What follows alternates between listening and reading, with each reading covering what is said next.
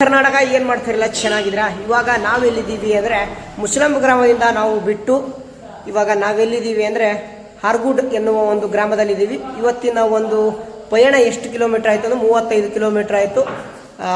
ನೋಡಿ ಇವರೆಲ್ಲ ನೋಡಿ ಎಷ್ಟು 9 ಗಂಟೆ, ಬೆಳಿಗ್ಗೆ 7 ಗಂಟೆಯಿಂದ ಬಿಟ್ಟಿರುವಂಥ ಸಾಯಂಕಾಲ 9 ಗಂಟೆಗೆ ನಾವು ನಿಲ್ತಿದ್ದೀವಿ.